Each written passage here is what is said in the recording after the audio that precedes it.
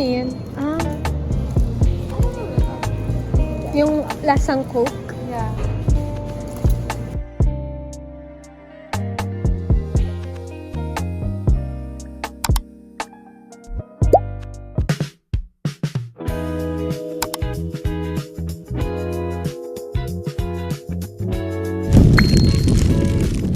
Hindi namin kumain, pero nandito na kami sa loob, so wala na kami labas. Yan sa akin yung guard. Pero at least nasa lower box kami. Kaso alam mo, gugutom nga lang kami. Sabi ko, hindi ko na mag- Lower box tayo? Lower box.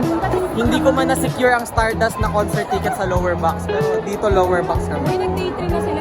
May picture natin. You never know. Lower box tayo, lower box. Ganda namin. Yes. Nagbuhat ka na naman ang bangko mo. Sino wala ka?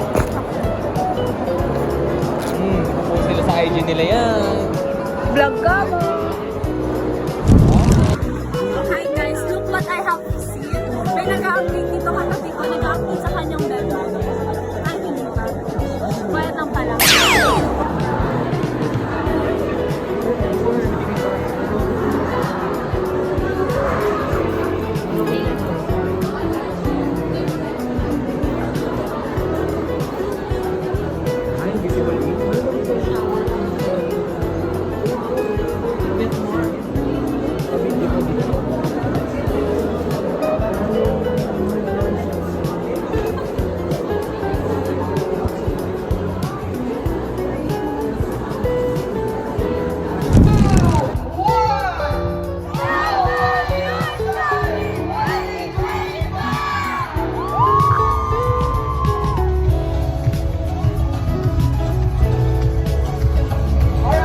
I'm so sad that I can't be with you today.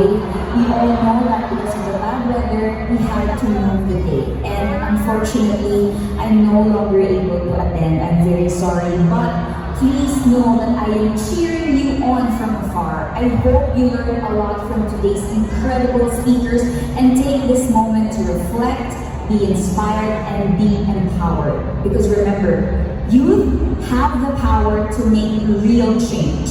You've got the heart, the voice, and the drive. So go out there and lead the way. Cheering for you always.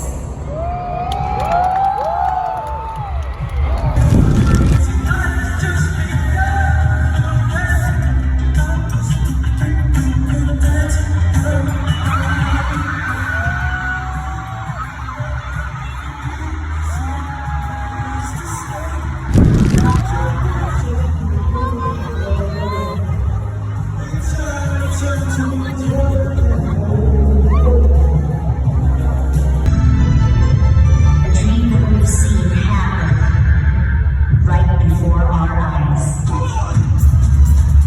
2008 when we started teaching and spreading the gift of dance. We only had 100 students. We had a partnership with brands like Edsa Shagula. 2012 when we had our very first dance studio.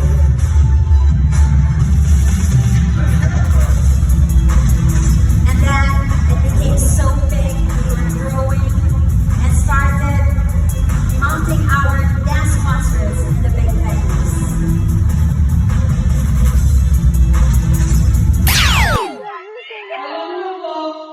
There is one incident I consider among the scariest I have ever experienced in my 40 years as a journalist. No, it was not one of my most difficult or life-threatening coverage or assignment. Aking nilipisa sa horror stories na madalas Maraming salamat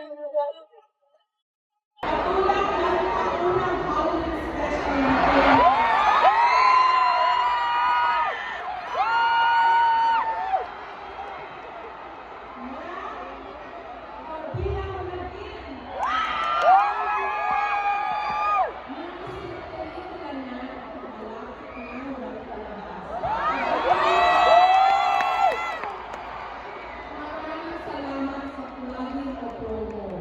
No, hindi po yun.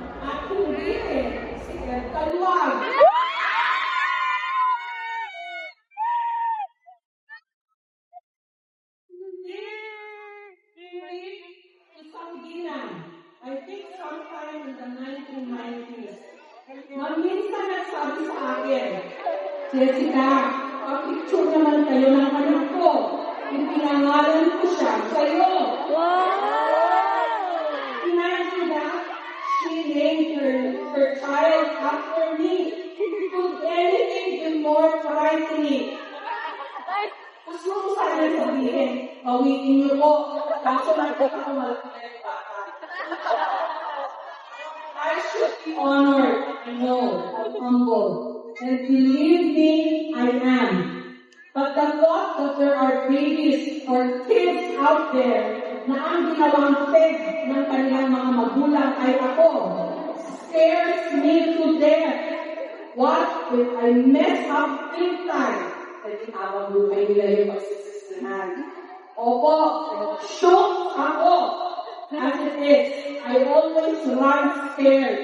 Team Kenya JS and I, we always run scared. Or fly scared. Kaya nga, lumipad na kami.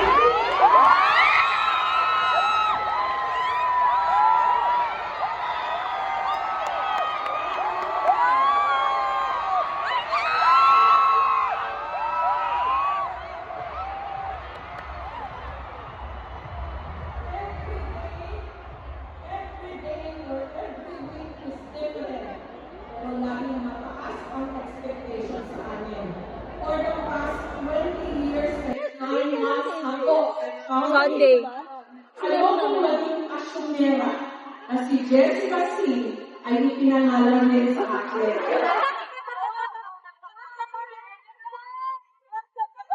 Pero, hindi kayo guys ha, pero, kung meron sa inyo na sa kasawihang palad ay isinunod ang pangalan sa akin o nagtataon lang ang pangalan ko, mamaya, pag-picture tayo.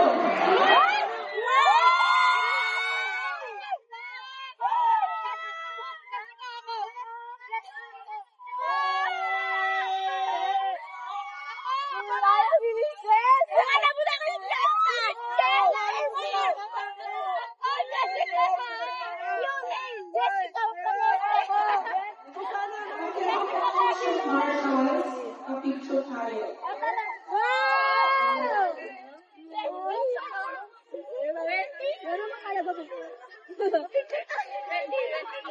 Please allow me to formally introduce myself. Nakakakilala niyo ako bilang si Jessica Soho na nakakanood ko. Pero maaaring hindi ko alam kung saan at paano ako nagsimula. I come from very humble beginnings. And I say that with both humility and pride. Nalala ko ang bilog na yan kasi lagi niya ginagamit. From the towns of Tagogo, San Fernando, and San Juan in La Union.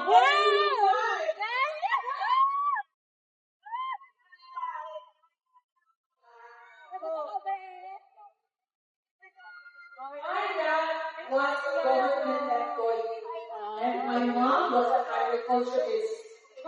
But she died of cancer when I was only 8 years old. And after that, my otherwise happy childhood was no more.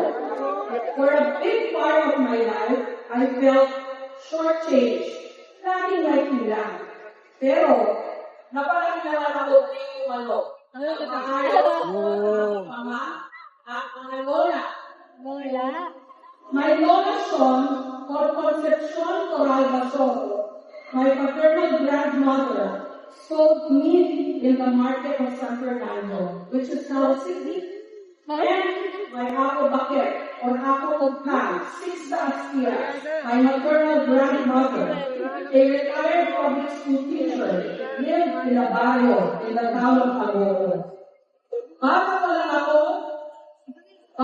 lang ako, mulat na sa mga realidad at buhay ng mga tindera ng mga masasakas. Because they are the people my lolas interacted with daily. My stepmother also ran a beauty parlor, ang madalas na pambayan ng mga this. So given all these exposures early on in life, parang nakatadhana yata mapunta ako sa larangan ng pagkukwento o storytelling. Ilang journalists, nagkukwento kami tungkol sa bayan at sa mundo. Tungkol din sa mga kapaglihan at magiging at mga nasa laylayan. Nag-aral ako ng elementary at high school sa Christ Free College sa San Fernando, La Union. Catholic school na pinapakuluan ang mga madre mula LSU. Kaya parte ng aming curriculum ang pagdarasal. At alam niyo po, kamakailan lang napagkat ko na sa aking buhay pala, merong koneksyon ang pagdarasal at pagbasa. Mabilis ako natutong magbasa, kaya mabilis din ako natutong magdasal in both English and Filipino. Kwento ng mga pinsan ko sa mga katuwaan ko namin mga contest kung kami mga bata. Ang panlaban ko raw, pagkarubusan ng kanta, kasal, kasi may cash prize sa Marlona.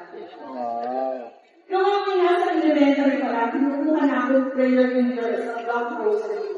At nung high school naman, madalas akong leader o lector sa misa. Lalo kapabilang ng eskwela namin ng silangan. There is poetry there, I believe, in words and prayers or vice versa. These two words that are among the basic foundations of my life. Words that got me here. Prayers that have sustained me through the most difficult crises and assignments in my life and career. Bawat isa sa atin may kulang sa kahinapan, may baggage o krus na pinapasan. Hubog, sabi ng Premyerong Manula at National Artist for Film and Broadcast Arts na si Titi. At ang payo niya, sa buhay man o sa pagsusulat, gamitin mo ang hubog na building block o pangbuo ng iyong kwento o pagkakao. Gaano man kahirap o kasakit, ubutin ang hubog o kung ano man ang iyong ginagawa as a motivation to write your story or to make something of yourself. Kung hindi, ang bubog ay mananatiling bubog na laging magbibigay ng kahirap at kasakit. Pagtagumpayin niyo sana sa buhay ang inyong mga bubog. True o di umano? Let's play a little game, shall we? May sasabihin ako, tapos pakisagot lang kung true o di umano. Question number 1. Woke daw kayo o aware sa mga nangyayari sa lipunan at sa buong mundo. Kaya, meron ng paninindigan. True o di umano? Question number 2. Creative daw kayo.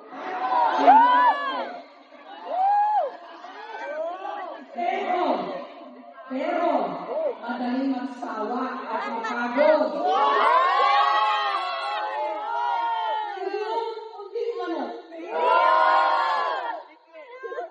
Question number 3. Hindi na raw kayo yung tipong willing to wait?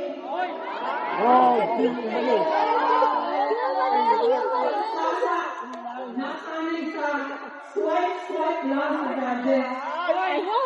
Kaya piliin niya instant gratification. Agad-agad ang anak. True o di umano?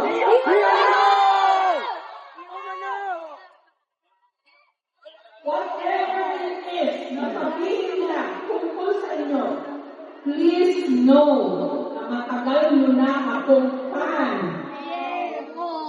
True yan ha? Hindi yan ano. Bakit balikan nyo pa yung mga nakuna kong interview o speech? Kasi katulad nyo rin ako.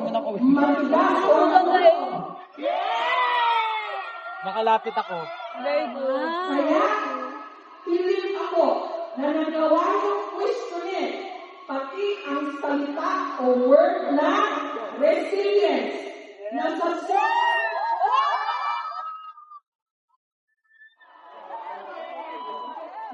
sobrang gamit bilang pampalubag loob.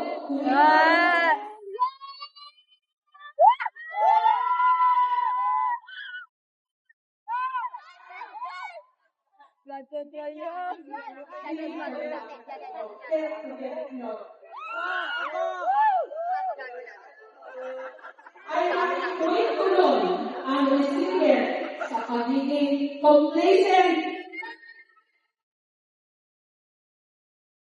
Not only you guys have so brilliantly and insightfully pointed out. Dahil ba nakakaliti pa rin tayo sa gitna ng kalamidad, ay basta na lang natin tanggapin ang kahinaan ng sistema.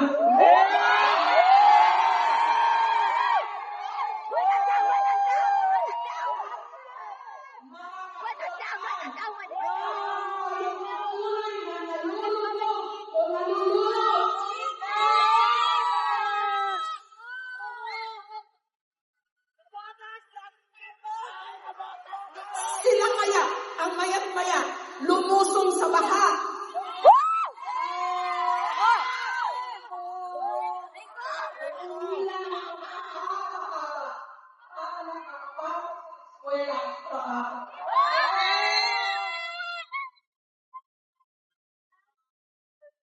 Take over! Real talk! Gustong-gusto ko rin na kayo'y inclusive bukas sa pag-isip at maluwag ang pagtanggap sa mga hindi nyo katulad.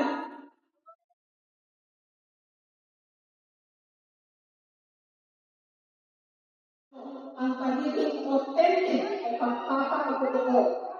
At ang hanap nyo raw ay meaning o katuluhan kaysa sa material na mga bagay.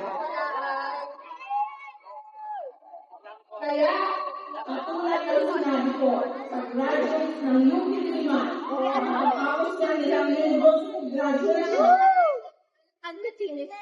nakikitaan ko ang inyong henerasyon na pag-asa.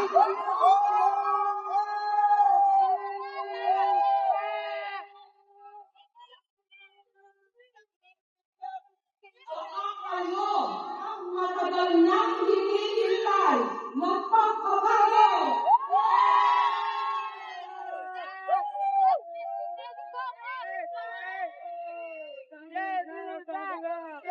Hindi ang mga kuwat na salita.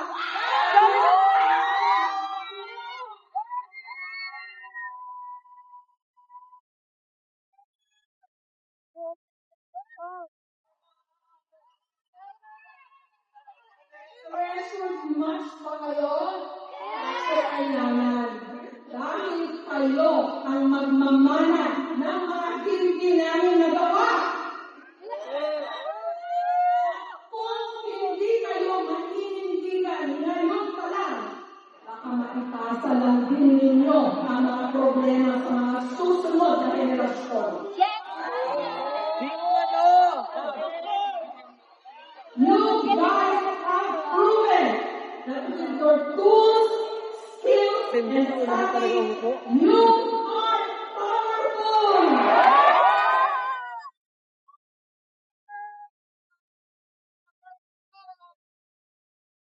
Hindi ba meron na kayong mga na-cancel o na-call out na personalities at brands na hindi nyo like o mga kakayang?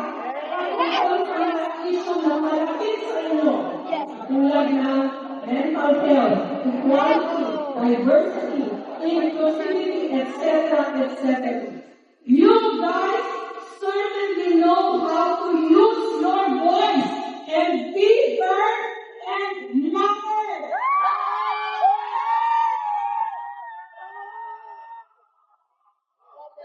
At dahil marinig ko o nakataba ko rin ang inyong mga utang, pwede niyong gawing viral o trending ang mga dapat ma-aksyonan ng mga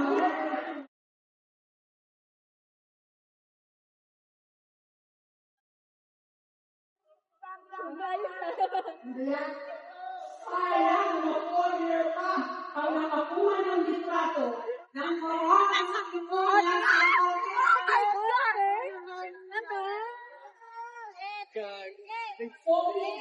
siguro ng viral. Asik kaya siya ngayon. Like many of you, I also enjoy cat and dog videos. The latest song and dance craze on TikTok.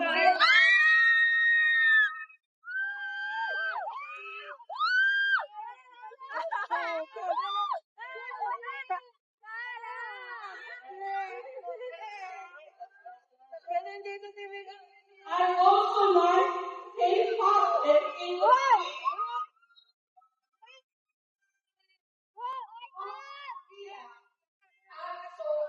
Masterfully capitalized on to captivate the world, including us Filipinos, mga nilamon na sistema. Ang tawag ba ngayon? Soft power. Fun is good. We all need and want good vibes. But I also want to ask you to focus your cameras and your energy too on things that need to change. Katulad ng nag-video ng Kamukan River sa Davao City. Kung paano ito buwis buhay na pinatawid ng mga tagaluwa, kabilang ang mga teacher at mga estudyante. Pinuot namin ang istorya at ilang buwan na matapos ito umere, inaksyonan ang mga opisyal ang problema. Before and after, meron na malupanging bridge doon.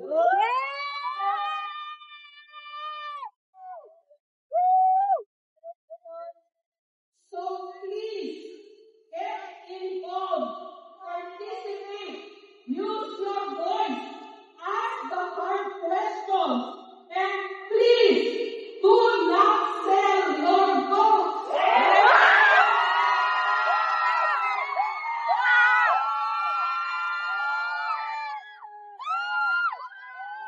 Magiging voter na ako last year!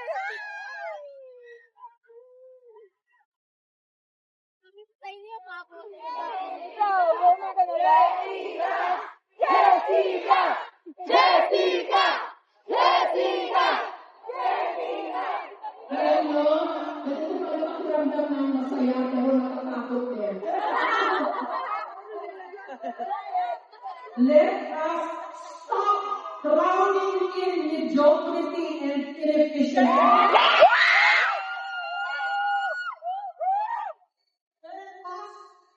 There has to be better ways or best practices of doing things.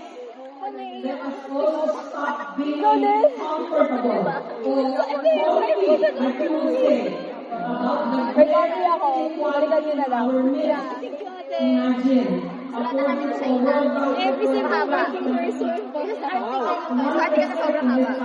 the richest captured 70% of the national income, while the lower half, or 50%, or the majority, got only 14%. The global data is similar. In 2024, according to the UBS Global Wealth Report, the world's top 1.6% got 48.1% of the wealth. The lower 40.7% got only 0.6%. Hindi naman yan mahirap makita. Siniliwanag ng sikat ng araw ang napakalawak na agwat ng mga mayaman.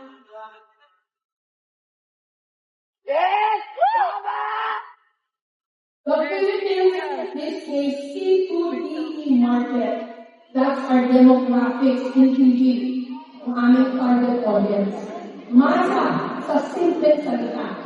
Ang higit na nakararami, kailangan maghirap at magsumikap para magtawid ang mga pang-araw-araw na pangangailangan.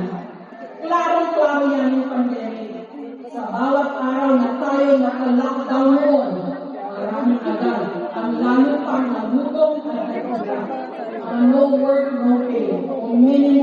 rich earners.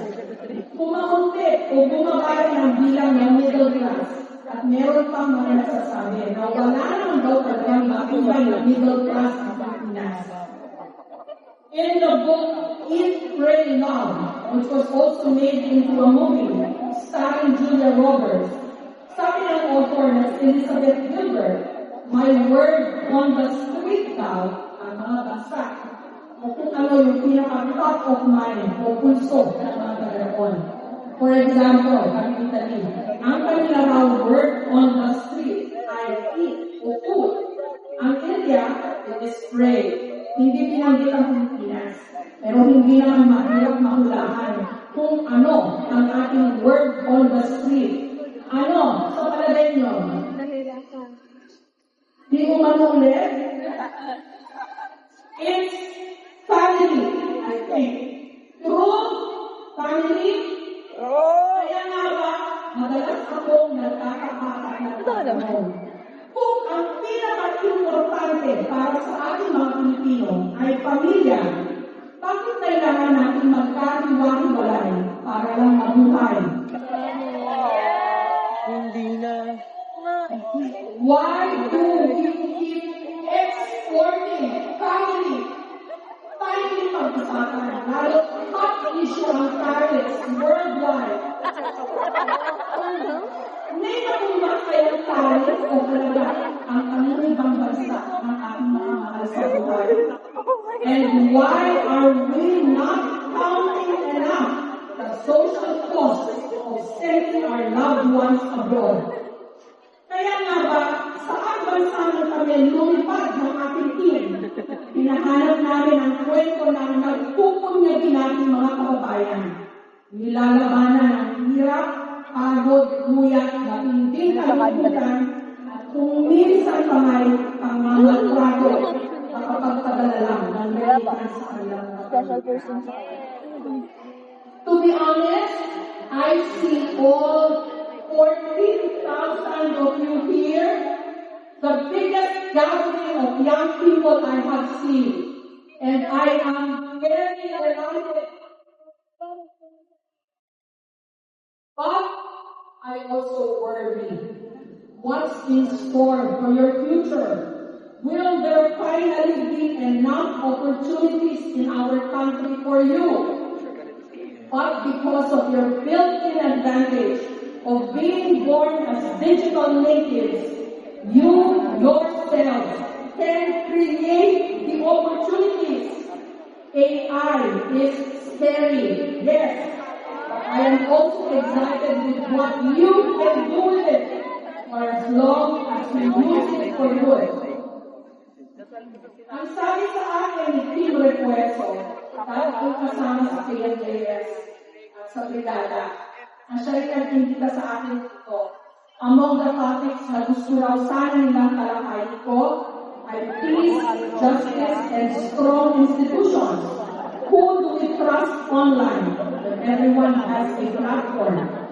Forgive me, nakawarin niyo ako. Pero I think the words peace, justice are big, beautiful words, pero intangibles. Intangibles meaning you cannot touch nor grasp and have no physical presence, according to the Oxford Dictionary. How apt, kahit sa ating lipunan at mundo ngayon, parang wala namang justice nor peace.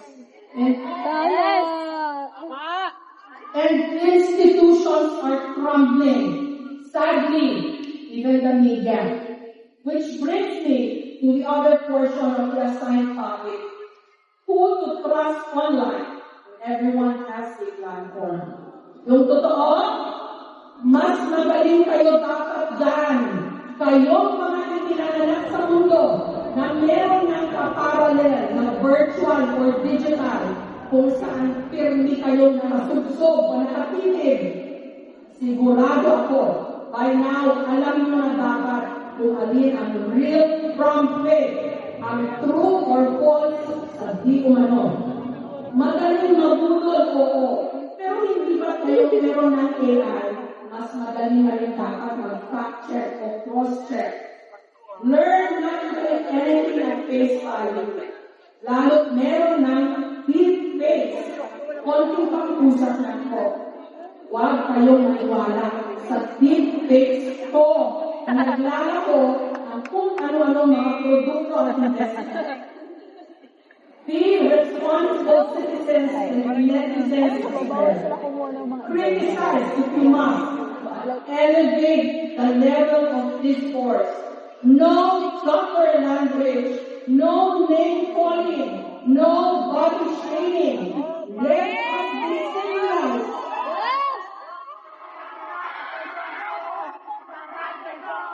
Let us be civilized and respectful of one another, even if we have differences or divergent views. Thank you for this global youth summit. This youth conglomerate started really small, a shoe store in Paniego, Quiapo. 40 years na nga po akong journalist or storyteller. Marami na nagkwento tungkol sa aking sarili at tungkol sa aking bayan. Pero alam nyo, ang ilan sa pinaka-memorable o hindi malilimutan, yung mga life story na dramatic and colorful. Taob o dakit ang mga telenovela at ang ending, happy, dahil napagtagumpayan ng itinampok namin subject o case study ang lahat ng mga pagsubok. Sana, ganun din ang inyong mga magiging kwento. Promise? Aral kayo mabuti na.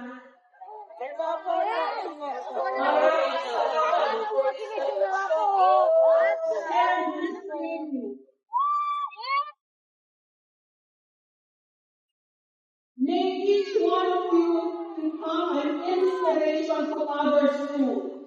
Maraming salamat sa mga nakakwentuhan ko o namin sa mga nakalipas na 4 na dekada. Makakaasa kayo na hanggat may makabuluhang magkukwento.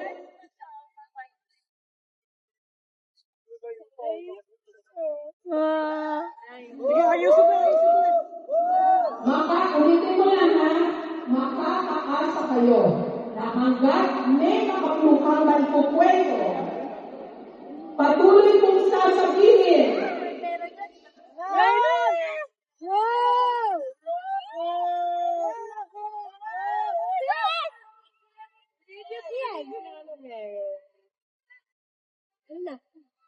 Pagpama kayo dito ha.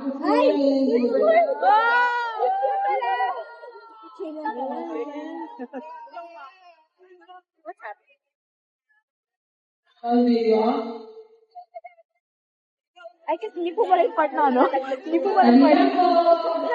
Akala ko part. Akala ko may lalabas. Nagising na nga ako eh.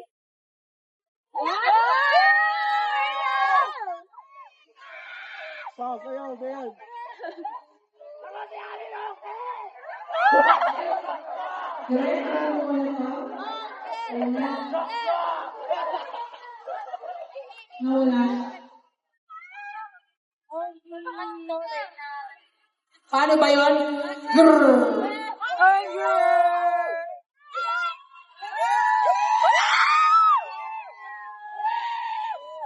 Gusto niya yung salitang grrr. Okay. So ulitin ko ha. Makakaasa po kayo na hanggat may makabuluhang maikukwento, patuloy kong sasabihin na mula dito sa Pasay City, ako po ang inyong kapuso, Jessica Soho, ready guys, ikayin!